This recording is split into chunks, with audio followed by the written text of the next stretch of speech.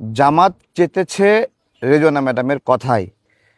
আমার প্রশ্ন হলো, রেজওয়ানা ম্যাডাম কি বিএনপির অনেক বড় ক্ষতি করে ফেললো? অন্তর্বর্তীকালীন সরকারের সময়ে তিনি যত বক্তব্য দিয়েছেন, কথা বলেছেন, কোনো জায়গায় দেখি নেই যে উনি বিএনপিকে ফেভার করছেন। এবং নির্বাচনের বিরুদ্ধে ওনার একটা তৎপরতা প্রাথমিক পর্যায়ে ছিল, নির্বাচনের বিরুদ্ধে বয়ান তৈরি করা। যেমন আমরা তো এক সরকার থেকে আরেক সরকারের হাতে দায়িত্ব দেওয়ার জন্য এখানে সরকার গঠন করিনি। এ ধরনের বিভিন্ন তৎপরতা তার কথাবার্তা চালচলনে আমি অন্তত খেয়াল করেছি। এবং সেই কথাগুলো দ্বারা বিএনপি বড় স্যাবোটেজের শিকার হতো। আজকে উনি যে বক্তব্য দিয়েছে, এই বক্তব্যের দ্বারাও বিএনপি একটা স্যাবোটেজের শিকার হয়েছে। কিন্তু এই বক্তব্যের মাঝে আমি কয়েকটা পয়েন্টস খুঁজে পেয়েছি। ওনাকে প্রশ্ন করা হয়েছিল যে এই যে বাউলদের উপরে হামলা, ধর্মীয় উগ্রতা, ধর্মীয় সহিংসতা, নারীর উপর আক্রমণ, নারীকে কটাক্ষ করা, কুৎসিত কথা বলা, এই বিষয়গুলো নিয়ে ওনাকে প্রশ্ন করা হয়েছিল। এই বিষয়ে অন্তর্বর্তীকালীন সরকারের অবস্থান কি জানতে চাওয়া হয়েছিল। সে জায়গায় তিনি বলেছেন যে যারা এই ধরনের উগ্রতা করে, এই ধরনের হামলা করে এবং নারীর প্রতি সহিংস আচরণ করে, তাদেরকে ওনারা মেইন স্ট্রিম হতে দেন নাই। খুব স্পষ্টভাবে ওনাকে প্রশ্ন করা হয়েছে এবং উনি সেই বিষয়ে তাদেরকে বলেছেন যে যারা এটা করে তাদেরকে মেইন স্ট্রিম হতে দেন নাই। এবার আসেন, আমাদের এখানে কয়েকটা ঘটনা ঘটেছে অন্তর্বর্তীকালীন সরকারের সময়ে। একটা দেখেছেন, একজন বাউলের লাশ কবর থেকে তুলে তাকে সেই লাশটা পোড়ানো হয়েছে। আরেকটা ঘটনা ঘটেছিল ময়মনসিংহের দিকে, সম্ভবত একজন হিন্দুকে পুড়িয়ে মারা হয়েছিল। আরেকটা ঘটনা আছে যে মাজারগুলোতে হামলার একটা ঘটনা ছিল। সামগ্রিকভাবে একটা বড় উগ্রতা প্রমোট হয়েছিল সেই সময়ে। এবং যারা ছোট ছোট গ্রুপ এবং ভিন্ন মত লালন করে, তারা একটা দুশ্চিন্তায় ছিল যে তাদের অস্তিত্ব সংকটে পড়ে যাচ্ছে। এই সমস্ত বিষয়ে আমরা বলছিলাম এটা কারা করছে, কেউ কিন্তু দায় স্বীকার করছিল না যে এটা তারা করছে। এবং এই কাজগুলো করতো বিভিন্ন বেনামি সংগঠন দিয়ে, যে সমাজ রক্ষা কমিটি, ইসলাম রক্ষা কমিটি, এই নামগুলো দিয়ে এগুলো করতো। আজকে যখন সেই কাজকে মেনশন করা হয়েছে যে এই বিষয়গুলোতে ইন্টারিমের অবস্থান কি, তখন রেজওয়ানা ম্যাডাম তিনি বলেছেন যে তাদেরকে মেইন স্ট্রিম হতে দেননি। এখন এইটাকে জামাত, শিবির, রাজাকার, বটবাহিনী এবং বটবাহিনীর সেনাপ্রধান গালিব সাহেব, সাদিক কায়েমরা কি বলছে যে এইটা হলো নির্বাচন নিয়ে। তিনি বলেছেন যে জামাতকে তারা মেইন স্ট্রিম হতে দেয়নি। আমার প্রশ্ন, তাহলে এই যে বাউলকে পোড়ানো, হিন্দুকে পোড়ানো, নারীর উপর সহিংসতা, এই সঙ্গে কি জামাত জড়িত ছিল, যে জামাতের গায়ে লাগলো এটা? এই প্রশ্নটা কিন্তু আজকে স্পষ্ট হচ্ছে।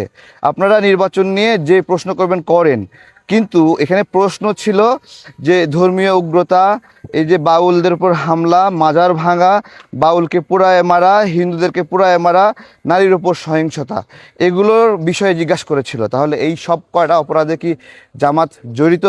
তারা স্বীকার করছে। এটা তাদেরকে উত্তর দিতে হবে। আজকে দেখুন, মানুষের পেটের মধ্যে যা থাকে এগুলো কিন্তু সব বের হয়ে আসে, আটকে রাখতে পারবেন না, ফুস করে বের হয়ে যাবে। কিন্তু আজকে যে আচরণটা করছে জামাতের ভাইয়েরা, তারা তাদের নিজেদের রূপটা দেখাই দিচ্ছে যে তারা এই খারাপ গুণগুলো আছে। বাস্তবতা কি একবারে অসত্য?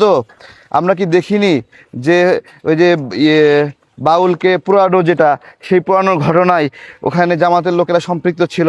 আমরা কি দেখিনি ময়মনসিংহের ঘটনায় জামাতের সম্পৃক্ত ছিল? আমরা দেখিনি একজন নারীকে লাথি মেরে ফেলে দিয়েছে, কোমর বরাবর লাথি মেরেছে। সেই নারী এই ঘটনায় জামাতের একজন লোককে গ্রেপ্তার করা হলো এবং তাকে জামাত বহিষ্কারও করলো। পরবর্তীতে তার জামিন হওয়ার পরে জামাত তাকে ফুল দিয়ে বরণ করলো। তাহলে যাকে বহিষ্কার করলো তাকে কেন ফুল দিয়ে বরণ করলা? এরকম আরও অনেক ঘটনা ঘটেছে। ঢাকা বিশ্ববিদ্যালয়ে দেখিনি, ঢাকা বিশ্ববিদ্যালয়ে এরকম একটা ঘটনা ঘটেছিল, সেই অপরাধীকেও ফুল দিয়ে বরণ করা হয়েছে। তো এই নারীর উপর সহিংসতাকারী কারা আজকে স্বস্বীকৃতি হিসেবে এটা বের হয়ে আসলো। এবার আসি রেজওয়ানা ম্যাডামের কথাই বলি। রেজওয়ানা ম্যাডামের বিভিন্ন কথাবার্তা দ্বারা দল হিসেবে বিএনপি অনেক চাপে পড়েছে অন্তর্বর্তীকালীন সরকারের সময়ে। আজকে এই সময়েও তার এই কথা দ্বারা হলো বিএনপি একটু চাপেই পড়লো, কিন্তু আবার বিএনপি এসব চাপের কেয়ার করে না। বিএনপি চাপের কেয়ার করে না কেন? তারা তো কোনো সিস্টেম বোঝে না। সিস্টেম বোঝে না মানে তারা তো ওই মেকানিজম করে কিছু বোঝে না। তারা যা জনগণের উপর ভরসা করে, সেই কারণে তাদের ভয় পাওয়ারও কোনো কারণ নেই।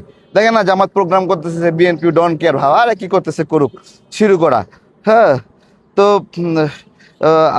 তো আমার কাছে আবার রেজওয়ানা ম্যাডামের ভূমিকাকে ঢাকা বিশ্ববিদ্যালয়ের মোনামি ম্যাডামের মতো মনে হয় মানে মাঝে মাঝে।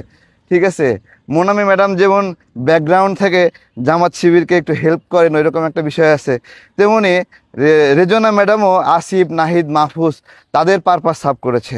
এবং অন্তর্বর্তীকালীন সরকার নির্বাচনে কাকে সহযোগিতা করেছে এই বিষয়টাতে যদি আমরা স্পষ্ট করেই যদি আসি এই বক্তব্যগুলোর বাহিরে, তাহলে আমি বলবো এই সরকারের 3জন উপদেষ্টা একটি রাজনৈতিক দলের সাথে সরাসরি সম্পৃক্ত ছিল। এবং এর মধ্যে আসিফ, নাহিদ সরাসরি এনসিপিকে 11 দলীয় জোটের প্রতিনিধিত্ব করে। হ্যাঁ, 11 দলীয় জোটের প্রতিনিধিত্ব করে।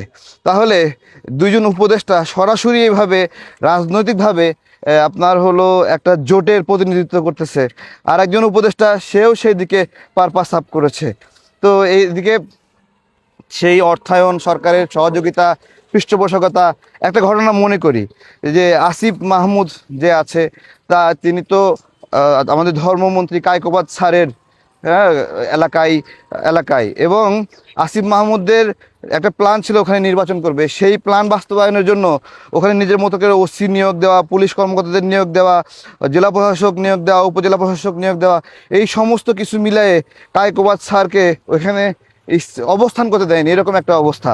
এবং ওইখানে বিএনপির লোকদেরকে একবারে গড় পর্তার জেলে ভরাই দিয়েছিল আসিফ মাহমুদ, শুধুমাত্র নির্বাচনী কার্যক্রমকে কেন্দ্র করে। সুতরাং নির্বাচনে বিএনপিকে রেজওয়ানা ম্যাডামের বক্তব্যের প্রেক্ষিতে যে ব্লেমিং করছে সেই সুযোগটা আসলে একদমই নাই।